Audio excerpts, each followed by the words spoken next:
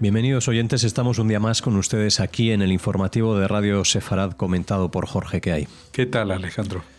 Comenzamos con los titulares. Trump anuncia conversaciones nucleares directas con Irán, pero Teherán insiste en hacerlas de forma indirecta. Las milicias proiraníes en Irak están considerando desarmarse bajo amenaza de ataque estadounidense. El enviado del líder sudanés visita Israel para mantener conversaciones secretas de normalización. Egipto propone liberar a 8 rehenes en una nueva tregua. Israel niega haber recibido condiciones. Evitan un atentado yihadista con cinturón explosivo contra la comunidad judía en Francia. Estos son los asuntos del día aquí en el informativo de Radio Sefarad. Comenzamos con la primera noticia. Con el primer ministro Benjamin Netanyahu a su lado, el presidente estadounidense Donald Trump declaró el lunes que su administración estaba manteniendo conversaciones directas con Irán sobre su programa nuclear, una afirmación rápidamente negada por Teherán. Al mismo tiempo, Trump advirtió que si las conversaciones no tienen éxito, será un día muy malo para Irán. En declaraciones a los periodistas en la oficina oval después de reunirse con Netanyahu, quien durante años ha sido la voz líder en el mundo sobre los peligros de un Irán nuclear, Trump dijo que las conversaciones habían comenzado y continuarían el sábado. Netanyahu, quien viajó inesperadamente de Budapest a Washington por invitación de Trump para su reunión, se mostró receloso al apoyar la iniciativa del presidente. A su lado, Netanyahu afirmó que si la diplomacia pudiera eliminar por completo el programa nuclear iraní, sería algo positivo, pero que debía detenerse de una forma u otra. Sin embargo, un alto funcionario iraní declaró poco después del anuncio de Trump que cualquier negociación sería indirecta, con Omán como intermediario. Desde que asumió el cargo en enero, Trump ha restablecido su política de máxima presión que en su primer mandato llevó a Estados Unidos a retirarse de un acuerdo histórico de 2015 sobre el programa nuclear de Irán y a volver a imponer sanciones a Teherán. Recientemente, Estados Unidos envió bombarderos furtivos y un portaaviones adicional a Medio Oriente y el Océano Índico a una distancia de ataque tanto de Yemen, donde los aviones estadounidenses han estado atacando a los hutíes respaldados por Irán, como del propio Irán. Bueno, ya saben, no es la primera noticia que damos al respecto. Trump ha hablado de este tema en varias ocasiones, a pesar del poco tiempo que lleva como presidente, pero cada día nos sorprende con nuevas declaraciones, tanto en política económica como en este caso en política internacional. Él ya había dicho de que iba a conversar, que iba a negociar con Irán. Se supone que están en cierto tipo de negociaciones. Trump las señala como perfectamente directas, aunque al régimen iraní les cuesta reconocer eso públicamente, me imagino que de cara a su propio público. Y también tenemos ahí como tercer invitado, pero no presente en las decisiones que se van a tomar, al propio Netanyahu, quien dijo que sería algo positivo, pero digamos que sin demasiado entusiasmo. Hay que decir que Netanyahu lleva por lo menos 15 años hablando del peligro iraní y que no hay posibilidad de negociar con ellos, con lo cual, pues, digamos que no se fía mucho de la palabra de los dirigentes del régimen iraní para cuestiones tan importantes como son estas, como el desarme nuclear. Estamos hablando de que para Israel, Irán está a una distancia que en caso de desarrollar un armamento nuclear, evidentemente estaría corriendo un peligro existencial, pero no solamente Israel es el apuntado, digamos, en este tipo de armamentos. No olvidemos que Irán lleva muchos años, décadas, más de 4 décadas, trabajando para hacerse con el control de todo el mundo islámico, especialmente en la zona de Medio Oriente, con lo cual, en ese sentido, pues las cuestiones que no convencen demasiado a Israel sobre este tipo de negociaciones también las comparten otros países de la zona como Arabia Saudita. Bueno, vamos a ver qué es lo que pasa.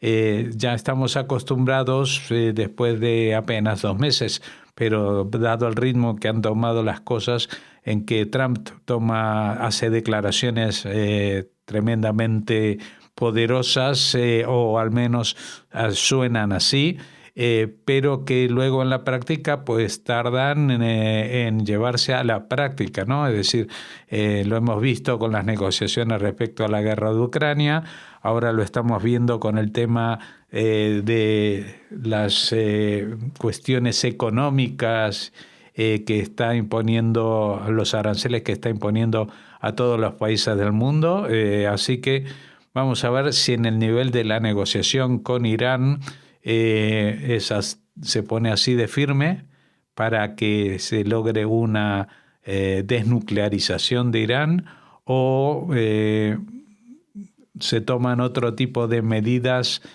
coercitivas. No creo que sean medidas de embargo del tipo de las que Biden ha llevado a cabo en los últimos años contra Irán, que por una parte embargaba, por otra parte negociaba. Yo creo que en todo caso Trump va a buscar una solución mucho más rápida y definitiva a esta amenaza. Y por lo que estamos viendo en escenarios que no son los de Irán, pero que sí que son de los ejércitos delegados de Irán en la zona, los llamados proxies, como Hamas, como Hezbollah, como los hutíes, o como los de lo que vamos a hablar en la próxima noticia, que son las milicias pro-iraquíes, está logrando que todos estos grupos tengan un apoyo muy inferior al que tenían hasta ahora por parte de Irán. Pero quizás eso no sea suficiente cuando hablamos de energía nuclear.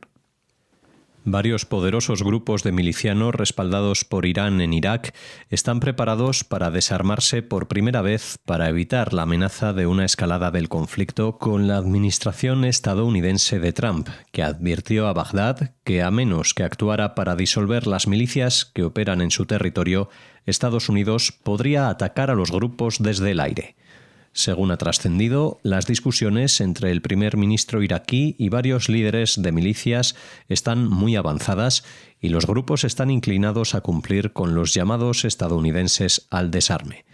El cambio se produce después de que Estados Unidos lanzase importantes ataques militares contra el grupo rebelde Hutí de Irán en Yemen, que ha atacado las rutas marítimas del Mar Rojo y disparado misiles balísticos contra Israel. Estos grupos dicen que su principal aliado y patrocinador, la fuerza militar de élite de la Guardia Revolucionaria de Irán, les ha dado el visto bueno para tomar cualquier decisión que consideren necesaria para evitar verse arrastrados a un conflicto potencialmente ruinoso con Estados Unidos e Israel. Las milicias son parte de la resistencia islámica en Irak, un grupo paraguas de unas 10 facciones armadas chiitas de línea dura que colectivamente comandan alrededor de 50.000 combatientes y arsenales que incluyen misiles de largo alcance y armas antiaéreas.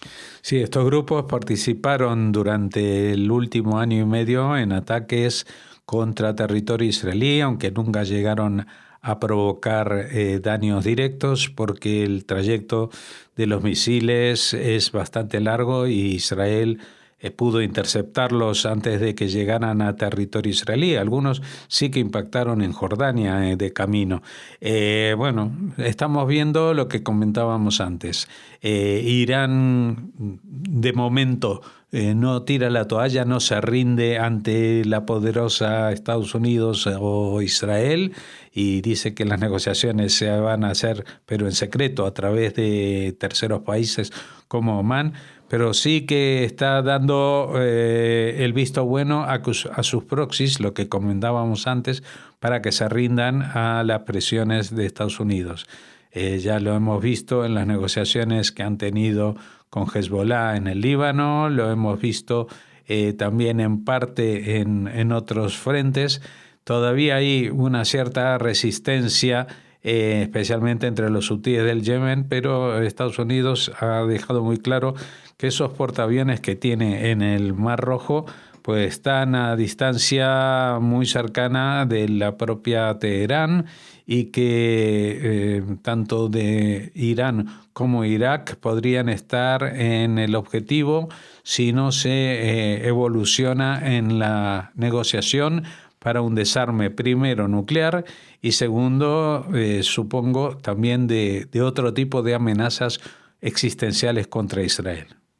El teniente general Al-Sakid Ismail, enviado personal del gobernante militar de Sudán, el general Abdel Fattah al-Burhan, realizó una visita secreta a Tel Aviv la semana pasada para discutir los esfuerzos de normalización con Israel. La visita tuvo como objetivo coordinar con funcionarios israelíes cómo presentar a al-Burhan de una manera positiva ante la nueva administración estadounidense y abordar las crecientes tensiones con los Emiratos Árabes Unidos por al-Burhan y el ejército sudanés en general. El enviado le habría dicho al primer ministro Benjamín Netanyahu que al-Burhan quería finalizar el proceso de normalización entre los dos países y organizar la inclusión de Sudán en los acuerdos de Abraham a cambio del apoyo israelí a Sudán, que necesita urgentemente apoyo militar israelí para ganar la guerra civil. Una fuente cercana al comandante del ejército sudanés afirmó que Burhan expresó su frustración con Israel por no haber recibido suficiente ayuda durante los 2 años de guerra. Desde el inicio de la guerra esperaba obtener armas de Israel para ayudar a derrotar a las fuerzas de apoyo rápido. Burhan también dijo que Israel no tenía motivos para estar enfadado por la reciente iniciativa de Sudán respecto a Irán, porque recurrió a ese país solo después de no recibir el apoyo militar que esperaba de Israel, a pesar de su acuerdo de cooperación 5 años antes.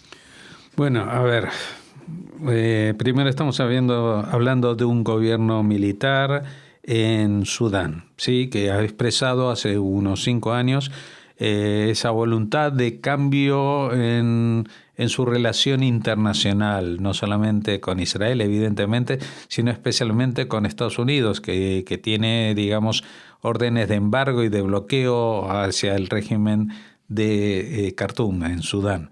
Pero para hacerlo han tratado de hacerlo de una manera un poco esquiva, tratando de dar esperanzas de una normalización de relaciones diplomáticas con Israel, que finalmente no fraguaron. Aquí vemos los detalles del por qué. Israel se había comprometido de alguna manera a apoyar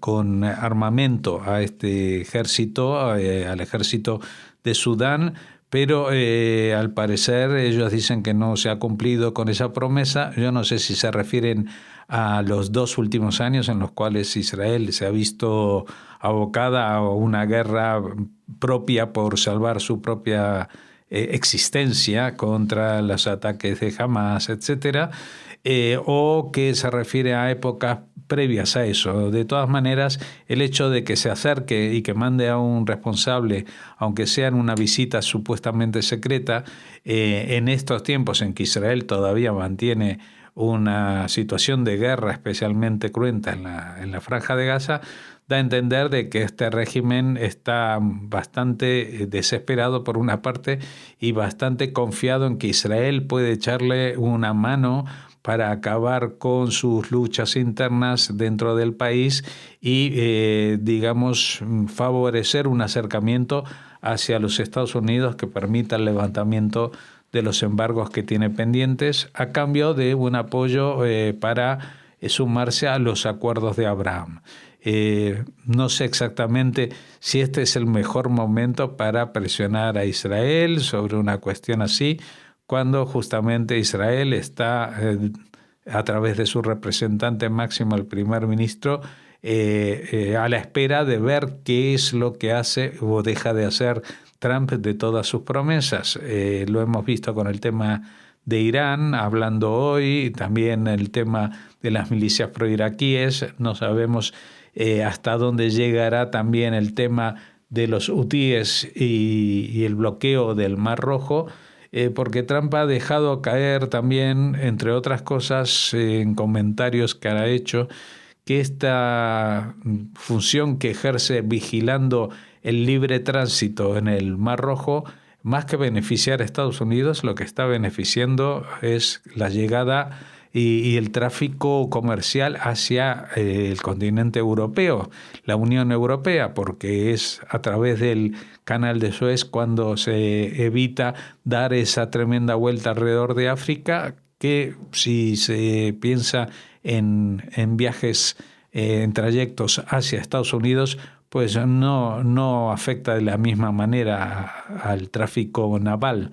Es decir, que el compromiso de Trump para controlar esa zona del Mar Rojo tiene más que ver con el bienestar de Israel por una parte, pero también de Europa por otra. O sea que vamos a ver qué es lo que da de sí esta situación y si el propio Trump ahora no solamente dispone de los portaaviones apuntando también a Irán y a Irak, sino también está en una zona que podría ser decisivo si decide ayudar al actual régimen militar de Sudán. Egipto ha presentado una nueva propuesta para un alto el fuego entre Israel y Hamás en Gaza, según un informe árabe del lunes, aunque un funcionario israelí dijo que Jerusalén no ha recibido ninguna nueva oferta del Cairo. La nueva propuesta prevé la devolución de 8 rehenes vivos y los cuerpos de 8 rehenes asesinados a cambio de la liberación de un gran número de terroristas palestinos y prisioneros de seguridad y una tregua que dure entre 40 y 70 días, lo que supone un compromiso entre la oferta de Hamás de liberar a 5 rehenes a cambio de una tregua de 50 días y la demanda israelí de liberar a 11 rehenes vivos. No obstante, según la nueva propuesta, los 8 rehenes vivos no serían liberados por etapas. Hasta el momento, ninguna de las partes ha emitido una respuesta definitiva a la propuesta. 59 rehenes permanecen en cautiverio, aunque se cree que solo 24 de ellos siguen vivos, según evaluaciones de inteligencia israelíes. Sí, la verdad es que aquí en las noticias a mí personalmente no me gusta comentar mucho de estas propuestas, porque ya a lo largo de este año y medio han habido tantísimas propuestas para la liberación de rehenes, que si 4, que si 8, que si 20, que si 40 días, que si 50 días. Así que era simplemente por hacer una especie de resumen de lo que se habla en los últimos días. Evidentemente, si surge esta propuesta la ampliaremos, pero cuando conozcamos más detalles. Ya saben, la postura de Israel en este momento es no hacer acuerdos parciales. Israel quiere que haya una liberación de todos los rehenes vivos y de todos los rehenes muertos, de los 59 rehenes que aún quedan, porque el tiempo se acaba, ya se acabó hace tiempo, y de la verdad que la expectativa de que aún quedan 24 con vida tampoco se sostiene en evidencias fehacientes. Y por eso ha tomado la iniciativa de volver a reiniciar las hostilidades en la Franja de Gaza, aunque la situación es muy compleja porque justamente en las zonas en las que se está desarrollando los combates, especialmente en la zona más cercana a Rafah y Khan Yunis, pues es donde se estima que están todavía los rehenes con vida. Así que bueno, la situación es muy compleja. Y Israel, o al menos el gobierno de Israel, no quiere dar la más mínima ala para que Hamás siga siendo el dueño y señor de la población en la Franja de Gaza y que este conflicto siga eternizándose y que ahora reciban una tregua, un desalojo parcial, que ellos vuelvan a rearmarse nuevamente, a excavar túneles de ataque y para guardar municiones, etcétera, etcétera. Así que lo veo complicado que, aunque Egipto tenga la mejor de las voluntades de llevar adelante este proceso, consigan algo. 3 miembros de Daesh, el conocido como Estado Islámico, han sido detenidos en la región francesa de Dunkerque, al norte de Francia, como sospechosos de planear un atentado con cinturones explosivos. Posteriormente fueron acusados de manera formal el pasado domingo, 6 de abril, por la Fiscalía Nacional Antiterrorista. Los 3 sospechosos tienen entre 19 y 24 años y fueron detenidos gracias a la denuncia de un familiar de uno de ellos diciendo que temía un ataque violento.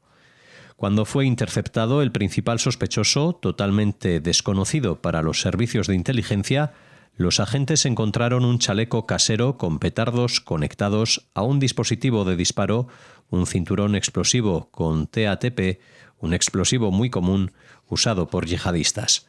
Según la investigación, el primer sospechoso buscaba atentar contra la comunidad judía. El segundo sospechoso fue detenido al instante también, pero tenía un arma de fuego falsa.